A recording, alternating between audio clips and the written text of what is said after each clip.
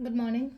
Ngasi se nomaijing numit ko nomaijing numit ki card ki message apetang yeng minara se nomaijing numit aham bata ko ko number se 156 lere aduga color dana pink color gumba kai gumba du minus shen abi be ko aduga amana akoina chak thong bada sum kai no ma hapon hai base ko haidi chak thong bada akoina hap ya base kai no hai kan se da nomaijing numit ki ko chini angang ba gumba kitang machet ama hai tara ko maming gi no du maina happy ba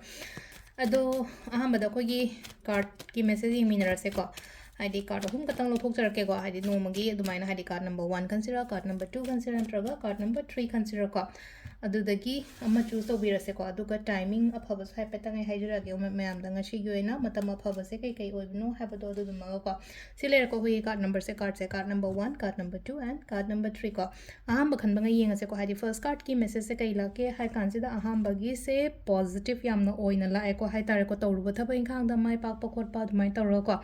mangol oiba thabak chathok to ko matam da dumai tar afaba energy se na hai tare ko se success positivity sugumba mayam sine ko se la isa aduduna wakhan chappa matamda confident layo wakhan nungai na chappiyo ko afaba energy ma galoina chatlagadi thabak tu su akoi gi oina haidi mai pak pa dumai lakpa ko number 2 ko number 2 sina silai se hai tare ko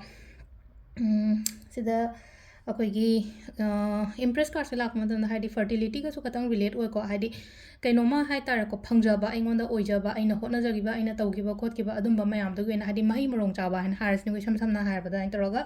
adugi oina lai ko number 2 khanbangai gi oina hairaga di ko aina hotna jagiba aina lai am pagiba khotkhibne hairase taraga di aina pajagiba aina hotna giba dugi result to positive oina lakpa khotpa dumai toroga lai ko sida hadi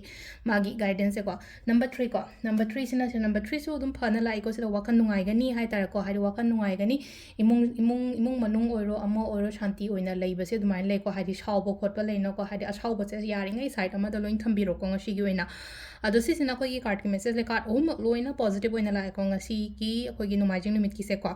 ado dina hadi adu kaino se ko timing se pi pung 3 ka minute 59 dagi na 13 ka minute ama phong lere ko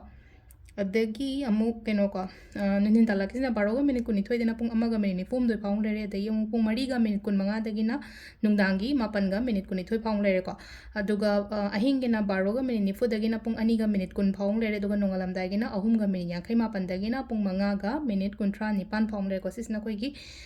ngasigi oina hai tare ko ngasigi oina card ki message sida lere ma'am thank you